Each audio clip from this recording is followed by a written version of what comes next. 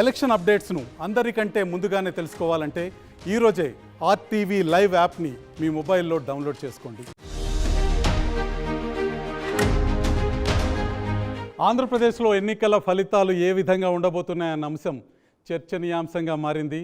ఆంధ్రప్రదేశ్లో గతంలో ఎన్నికల ఫలితాలని తల్లకిందులు చేసిన మాంత్రికుడు చాణక్యుడు ప్రశాంత్ కిషోర్ ప్రస్తుతం మన దగ్గర ఉన్నారు.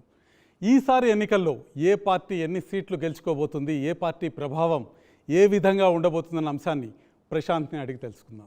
प्रशांत जी, अब आंध्र के बारे में बात करते हैं. आंध्र प्रदेश में आप जगन मोहन रेड्डी के साथ मिलकर काम करते थे. जब आप उनके पार्टी के साथ थे, एक आंधी चली थी. अब क्या माहौल दिखाई दे रहा है आंध्र प्रदेश में? 2019 में जगन मोहन रेड्डी को वाईएसआरसीपी को बहुत बड़ी जीत मिली, वो तो हिस्ट्री में है, दर्ज है.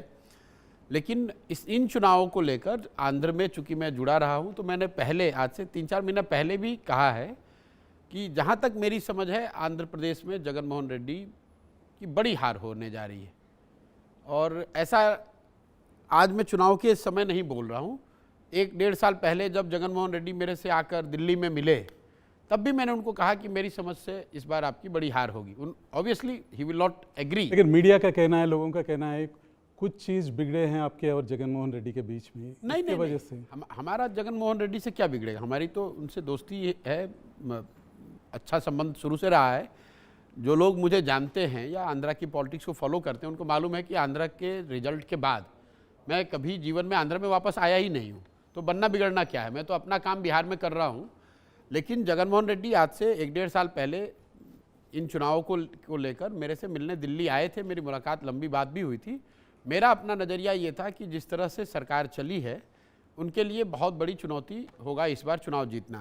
जगन मोहन रेड्डी अपनी उनकी जो समझ है उसके अनुसार उनको लगता था कि इस बार तो कोई लड़ाई है ही नहीं, जीत हार छोड़िए, हम तो 175 सीट जीत सकते हैं. तो मेरा अंतिम उनको यही था कि भाई अगर आप जीत ही रहे हैं और आपको लगता है कि आप 175 जीत जाएंगे तो बहुत अच्छा है, जाके चुनाव लड़. अच्छा, ये बता दीजिए जगन मोहन रेड्डी ने क्या गलती किया ताकि उतनी बड़े मेजॉरिटी से आप बता रहे कि हार के ओर बढ़ रहे हों? मैं आपको बता रहा हूँ, गलती कोई एक नहीं करी है. जैसा आपने ठीक कहा कि इतनी बड़ी हार के, इतनी बड़ी जीत के बाद अगर आप 4 साल या 5 साल में हार के कगार पर खड़े हैं तो you must have done series of blunders. जो सबसे बड़ी बात जो जगन मोहन रेड्डी ने गलती करी है कि he has started treating himself like a provider. He is a self appointed provider of Andhra people. Democracy में people elect leaders, they don't elect their kings, they don't elect their providers. Some leaders, it's not only true for Jagan Mohan Reddy. कुछ नेताओं को ऐसा लगता है कि अब मैं बन गया यहाँ. आपका कहना यह है कि जगन मोहन रेड्डी को सत्ता का चस्का लग गया और अहंकारी हो गई? नहीं, अहंकार तो बात की बात है. ये समझना कि मैं राज्य के मुखिया के तौर पे मुझे मालूम है कि जनता को क्या चाहिए. जगन मोहन रेड्डी ने यह तय कर लिया कि उनकी समझ से आंध्र की जनता को कुछ नहीं चाहिए, सिर्फ डीबीटी चाहिए, सिर्फ कैश ट्रांसफ़र चाहिए. मैं कैश ट्रांसफ़र करता रहूँगा, सड़क बने ना बने, रोजगार मिले ना मिले, लोगों की आर्थिक स्थिति बिगड़ जाए, खराब हो जाए, लॉ एंड ऑर्डर खराब हो जाए, आंध्रा देश का ऐसा राज्य बन जाए जिसकी कोई राजधानी नहीं है, लोग मुख्यमंत्री से मिल नहीं सकते हैं, मुख्यमंत्री कभी पब्लिक में दिखते नहीं. इन बातों से मतलब नहीं है भाई मैं यहाँ राजा के कुर्सी पे बैठा हुआ हूँ. मानते नहीं कि वेलफेयर बहुत, मैं आप आ रहा हूं उस पर, अहम चीज है. नहीं, welfare without in absence of aspiration has got no meaning. यही तो फर्क है लीडर में और प्रोवाइडर में. पुराने जमाने में जो लोग राजा होते थे वो भी तो अपने समाज का भला करते थे. उसमें और डेमोक्रेटिकली इलेक्टेड लीडर में फर्क क्या है? डेमोक्रेटिकली इलेक्टेड लीडर का काम यह है कि जिसको वेलफेयर की जरूरत है उसको वेलफेयर दिया जाए, जिसको पढ़ाई की ज़रूरत है उसको पढ़ाई दिया जाए, जिसको जॉब की ज़रूरत है उसको जॉब देने का प्रयास किया जाए. समाज के एस्पिरेशन और इमीडिएट नीड, सर्वाइवल और राइट, दोनों को बैलेंस करके चलना है. जगन मोहन रेड्डी ने बस वन वे स्ट्रीट बना लिया कि मैं पैसा हर महीने वेलफेयर के नाम पर लोगों को बांटता रहूँगा और लोग मुझे जीवन भर वोट देते रहेंगे, चाहे मुझे कर्ज लेके देना पड़े, चाहे मैं काम करूं न करूं, चाहे भ्रष्टाचार हो रहा हो, जब तक भाई तुम्हें तुम्हारा 5,000 रुपये मिल रहा है मेरे से सवाल मत पूछो. This is the attitude of a provider, not of a leader.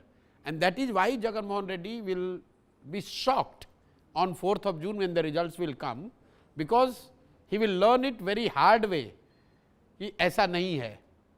मान लीजिए कि आप मिस्त्री का काम करते थे गांव में कहीं, और आप काम करके 20,000 रुपये कमाते थे। अब वो काम बंद हो गया तो 20,000 का आपका नुकसान हो गया। बदले में सरकार आपको 6,000 रुपये ट्रांसफर कर रही है किसी स्कीम के नाम पे। Will you take it? जो व्यक्ति अपनी इकोनॉमिक एक्टिविटी से कुछ पैसा कमा रहा था, उसके साथ उसको कुछ वेलफेयर में मिल जाए तो अच्छा है। लेकिन अगर आपने कहा कि कुछ लोग बात करते हैं कि वाईएसआरसीपी ने एजुकेशन में बड़ा काम किया है, इंग्लिश मीडियम की बात करी। भाई इंग्लिश मीडियम आपने मीडियम चेंज कर दिया, उससे स्कूल थोड़ी ना बदल गए, उससे अच्छे शिक्षक थोड़ी ना आ गए। आपने डिसेंट्रलाइजेशन के नाम पर वॉलंटियर्स की एक फौज खड़ी करी, लेकिन जो संवैधानिक व्यवस्था है, जो पंचायती राज की व्यवस्था है, उसको आपने सिरे से खत्म कर दिया। ये वॉलंटियर वाला आइडिया आपका नहीं है? नहीं, हम भाई सरकार में आप फिर मैं वही कहूँगा, आपने चुनाव जीतने के बाद इंक्लूडिंग शपथ, मैं तो शपथ ग्रहण समारोह में भी नहीं आता हूँ, मैं तो आया ही नहीं हूँ। उनकी अपनी सोच है। जैसे मैं जो कह रहा हूँ कि डिसेंट्रलाइज, जैसे एक एग्जाम्पल के तौर पे आप देख लीजिए, डिसेंट्रलाइज गवर्नेंस का, सत्ता और संसाधन के विकेंद्रीकरण का एक संवैधानिक फ्रेमवर्क है पंचायत। पंचायत में चुने हुए रिप्रेजेंटेटिव, उनके माध्यम से आप सत्ता और संसाधन का डिसेंट्रलाइजेशन कर सकते हैं। आपने डिसेंट्रलाइजेशन का एक नया मॉडल खड़ा कर दिया, 2 लाख लोगों को वॉलंटियर के तौर पर, बेसिकली अपने पार्टी कार्यकर्ताओं को आपने सरकार में शामिल करा दिया। अब उन्हीं से आप सारा डिस्ट्रीब्यूट करा रहे हैं पैसा या जो भी व्यवस्था है। जो संवैधानिक व्यवस्था थी, जो लोग चुनकर आए थे, सरपंच हैं, विलेज हेड हैं, वो कहाँ जाएंगे? उनकी भूमिका क्या होगी? पूरा तंत्र, मुख्यमंत्री, volunteer, DBT, that is it. तो आप उसका देख रहे हैं कि समाज का बड़ा वर्ग उससे बिल्कुल ना। और ये 3 कैपिटल वाला आइडिया आपका नहीं था क्या? भाई मैं कोई गवर्नेंस का आइडिया नहीं देता हूँ। मैं जब चुनाव लड़ाता हूँ तो जब लड़ाता था, अब तो मैंने काम ही छोड़ दिया वो, मैं इतना ही करता हूँ कि जो आपका मुख्य एजेंडा है उसको तय करते हैं। तो 9 रत्नालू के जो 9 प्रॉमिस हैं वो हमारे डिजाइन किए हुए हैं कि ये 9 चीज़ तो आप जरूर कीजिए। लेकिन that 9 point programme is not be all and all है। ऐसा नहीं है कि ये 9 चीज़ कीजिए और बाकी सब चीज़ भूल जाइए। बाकी चीज़ तो सरकार में आप चुनकर आ रहे हैं, मुख्यमंत्री आप बने हैं, शपथ आपने ली है, कैबिनेट आपका है, देश राज्य की पूरा संसाधन आपके पास है। तो ये आपको तय करना है कि ये 9 प्रोमिसेस के साथ साथ राज्य का विकास कैसे होगा, राज्य के लोगों की भावनाओं का सम्मान कैसे होगा, और सबसे बड़ी बात है एक्सेस पीपल्स। मतलब जो वाईएसआरसीपी के बड़े नेता हैं, जो एमएलए हैं, मंत्री हैं, एमपी हैं, आप उनसे जाकर बात कीजिए। साल 200 साल तक तो वो नहीं मिले हैं मुख्यमंत्री से। सामान्य जनता की बात ही तो छोड़ दीजिए। आंध्र की जनता ये आज भी ये समझती है कि आप हैं आइडियाज़ के पीछे, और कुछ तेलुगु मूवीज़ भी बने हैं आपको विलन बनाते हुए। नहीं देखो, विलेन बनाते हुए तो मैं आपको बताऊं, बहुत दिन पहले मैंने पंजाब में कैप्टन अमरिंदर सिंह की मदद की थी 2017 में चुनाव जीतने में। 2001 मैं एक वाकया आपको सुनाना चाहता हूं, जिस one of the reasons why I left this domain. तो अमरिंदर सिंह चुनाव जीतने के बाद मुख्यमंत्री आवास छोड़कर जाकर वो एक बड़े फार्म हाउस में शहर के बाहर रहते थे। वहाँ पर संविदा कॉन्ट्रेक्चुअल जो एम्प्लॉई हैं वो मुख्यमंत्री से मिलना चाहते थे, कोई एजिटेशन कर रहे थे।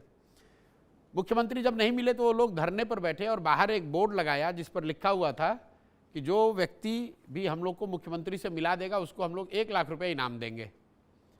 तो विपक्ष के एक नेता ने टिप्पणी करी, एक ट्वीट किया कि भाई जो आदमी इन संविदा कॉन्ट्रेक्चुअल एम्प्लॉय को मुख्यमंत्री से मिला देगा उसको 1 लाख रुपए मिलेगा, लेकिन जो आदमी प्रशांत किशोर को पकड़ के वापस पंजाब में लाएगा उसको 10 लाख रुपया मिलेगा। क्योंकि चुनाव से पहले यही आदमी था जो कि कह रहा था हर घर कैप्टन, कॉफ़ी विद कैप्टन, और जब आज चुनाव हो गया, सरकार बन गई तो कहीं नहीं कैप्टन। तो उस नज़रिए से आप मुझे दोष दे सकते हैं कि मैंने उनके चुनाव जीतने में उनकी मदद की है, लेकिन वोट तो जनता ने ही दिया है ना। तो अगर मैं दोषी हूं तो वोट देने वाले भी दोषी हैं। आज वाले अब वो जो दोष है उसको जनता सुधार लेगी। इसीलिए तो हर 5 साल पे चुनाव होता है, ताकि नेताओं को ये ध्यान रहे कि वादा खिलाफी करने का या अपने प्रोमिसेस को नहीं रखने का या taking people for granted has a price to pay, and Jagan will pay a very heavy price. आपका कहने का मतलब है जगन मोहन रेड्डी को और 5 साल इंतजार करना पड़ेगा फिर से सत्ता में आने के लिए?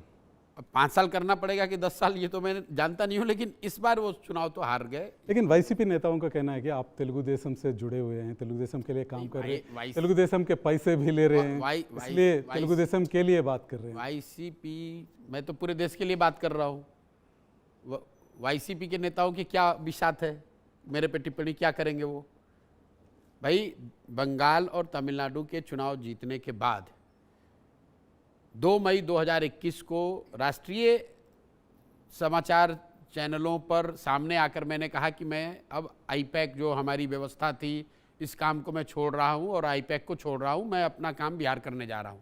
उसके बाद मैं 2 साल बिहार में पैदल चल रहा हूं, वो पब्लिक डोमेन में है।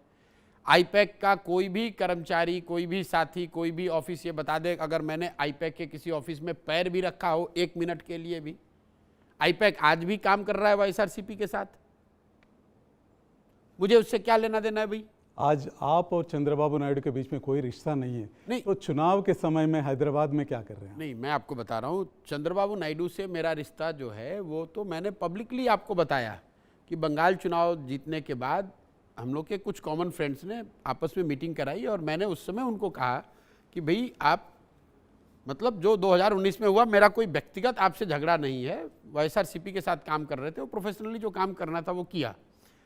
इन चुनाव में मैं उनकी भी मदद नहीं कर रहा हूं और आपकी भी मदद नहीं करूंगा।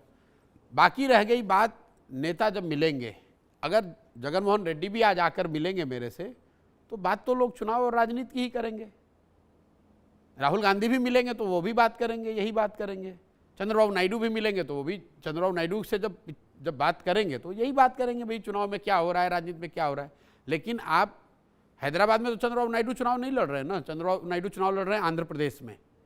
मुझे तो किसी ने आंध्र प्रदेश में नहीं देखा है, मैं तो आंध्र प्रदेश में नहीं गया हूँ। पिछली बार जब मैं वाईएसआरसीपी का अभियान यहाँ कर रहा था, उनकी मदद कर रहा था, तो पूरा आंध्र प्रदेश देख रहा था कि मैं क्या कर रहा हूँ सुबह से शाम तक। ठीक है, वो यहाँ के नेता हैं, अपना चुनाव लड़ें, देखें। 4 जून को पता चल जाएगा कि किसकी सलाह किसने मानी और किसने नहीं मानी और उसका खामियाजा क्या किसको बिता। और मुझे कोई उससे मतलब भी नहीं है। मैं तो, आपने सवाल पूछा उस नज़रिए से बता रहा हूँ। मुझे इससे मतलब नहीं कि वाईएसआरसीपी जीते कि टीडीपी जीते। वाईएसआरसीपी चुनाव हार, आप जैसे पूरे देश के बारे में पूछ रहे हैं। अब शर्मिला फैक्टर के बारे में क्या सोच रहे हैं? वो कांग्रेस की अध्यक्ष बनी हैं, प्रदेश कांग्रेस के अध्यक्ष बनी हैं, और विजयम्मा जो वाईसीपी की पूर्वाध्यक्ष हैं, वो समर्थन कर रही है शर्मिला की, आज ही स्टेटमेंट दी है। देखिए, उनका फैक्टर कहाँ तक रहेगा इलेक्शन में? शर्मिला जी का यहाँ चुनाव लड़ना, अपने भाई के लिए जो बातें वो कह रही हैं, ये दिखाता है कि how many people have felt let down by Jagan and his approach और his conduct in last 5 years। यही शर्मिला रेड्डी हैं जो 2019 में जगन मोहन रेड्डी वाईएसआरसीपी के लिए रात दिन मेहनत करके उनके लिए प्रचार किया था। अब जिनके अपने माँ, अपनी बहन उनके खिलाफ खड़े हैं, मैं और दूसरे लोग क्या उस पर टीका टिप्पणी करेंगे? इन बेवकूफ़ों की इसी सोच से तो आज इस दशा में पड़े हैं कि 151 से 51 पर आने वाले हैं। इनकी दशा 51 पे आ जाएंगे। मैं आपको बता दे रहा हूँ, इनकी दशा होगी पुनर्मुसिको भवः, जहाँ से 2019 में इनको शुरू किया था वहीं पे आ जाएंगे। अब श्राप दे रहे हैं जगन को? बिल्कुल आप नहीं, ये मेरा असेसमेंट है। ये इस तरह के बयान देने वाले लोग, अगर 2019 में हम लोग कभी आगे बढ़कर कुछ बोलते नहीं हैं। मैंने हमेशा सामने से कहा है भाई कि हम लोग चुनाव कोई नहीं जिताते, चुनाव तो पार्टी जीतती है, नेता जीतते हैं, उनका प्रयास जीतता है। लेकिन 2019 में जिसने मदद करके आपको वहाँ पहुँचाया या आपके पहुँचाने में मदद की, कंधा लगाया, आप उसको गाली दे रहे हो, तो ये आपका कैरेक्टर दिखाता है। 5 बरस किसी की मदद से अगर कहीं पहुँच गए हैं तो एटलीस्ट बी ग्रेटफुल। गीता में एक बात कही गई है, there is no greater sin than being ungrateful. कृतज्ञता से बढ़कर कोई बड़ा अपराध है नहीं।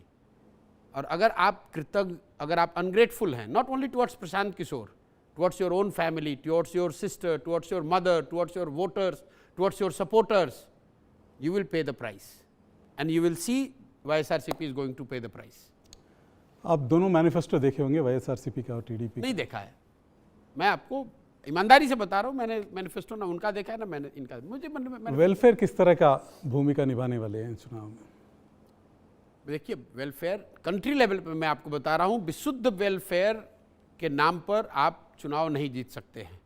India is a welfare state, it is not being defined first time by a government in Andhra.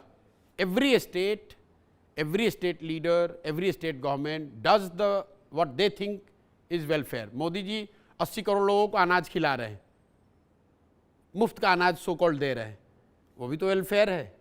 दुनिया के इतिहास में शायद बहुत बड़ा वेलफेयर प्रोग्राम है। इसका मतलब है कि मोदी जी का विरोध नहीं होगा, इसका मतलब लोग मोदी जी के विरोध में वोट नहीं दे रहे हैं जिनको अनाज मिल रहा है। ये क्या लॉजिक हुआ भाई? वेलफेयर आप कोई अपने घर का पैसा थोड़ी ना दे रहे हैं। As a state you are the custodian of all the resources. As a state head people elect you to make use of that resource to create best opportunity, best future for the people, including taking care of immediate needs through the welfare means. It's not one versus other. और आंध्र में जो एक vote के लिए 3,000 से लेकर 12,000 रुपए तक दिया जा रहा है, उसका इफेक्ट, उसका इम्पैक्ट। देखिए मैंने ये बात किसी दूसरे एक टाउन हॉल में चेन्नई में कहा था कि सदर्न स्टेट्स में बहुत सारी अच्छी बातें हो रही हैं कंपेयर टू नॉर्दर्न स्टेट जहाँ से हम लोग आते हैं, बिहार में, यूपी में, मध्य प्रदेश, राजस्थान के मुकाबले आज आंध्र में, तेलंगाना में, तमिलनाडु में, कर्नाटक में शायद विकास बेहतर दिख रहा है। लेकिन एक चीज़ जो यहाँ बहुत खराबी है वो है ये वोट में पैसे का चलन। लोग यहाँ पर चाहे जितने समझदार हों, लेकिन एक ये जो पैटर्न बन गया है राजनीतिक दलों या नेताओं के द्वारा पैसा देना, हालांकि मैं मानता हूं कि पैसे से लोग वोट बेच नहीं रहे हैं, क्योंकि दोनों ही दल पैसा दे रहा है, फिर भी वोट तो एक ही किसी को ज़्यादा मिल रहा है, तो पैसे का उतना असर नहीं है। लेकिन it is one of the I would say major problems in the southern states. ये परेशानी इतनी ज़्यादा नॉर्दर्न स्टेट्स में नहीं है, दूसरी परेशानी वहाँ ज़्यादा हो सकती है, लेकिन ये जो पॉलिटिकल करप्शन, खासकर वोटर को चुनाव से पहले पैसा देने की जो बात है, ये नॉर्दर्न स्टेट्स में इतना नहीं है। सदर्न स्टेट्स में ये ज़्यादा, खासकर तमिलनाडु, कर्नाटक और आंध्र प्रदेश, तेलंगाना में हम लोग देख रहे हैं। प्रशांत जी, आंध्र के बारे में जो आपका एनालिसिस है उससे ये लगता है मुझे चंद्रबाबू के ऊपर पॉजिटिव वोट से ज़्यादा जगन के ऊपर जो नेगेटिविटी है वो चंद्रबाबू को मदद करने वाली है। आप ये कह सकते हैं कि मतलब जनता चंद्रबाबू नायडू को जिता रही है, वापस ला रही है, उससे ज़्यादा जनता जगन मोहन रेड्डी को सत्ता से हटा रही है और या हटाने के लिए उनको vote. Basically negative vote you talking about. ठीक, it's very difficult to quantify कि कितना नेगेटिव है कितना पॉजिटिव है, लेकिन broadly speaking it is more, in my assessment the vote is going to be against Jagan than for anybody. Thank you very much Prashant ji, आप studio आने के लिए, थैंक यू, राय बताने के लिए धन्यवाद। మరిన్ని వీడియోస్ కోసం ఛానల్ ని సబ్స్క్రైబ్ చేయండి, లేటెస్ట్ అప్డేట్స్ కోసం వాట్సాప్ ఛానల్ ని ఫాలో చేయండి అండ్ లింక్ డిస్క్రిప్షన్ లో ఉంది.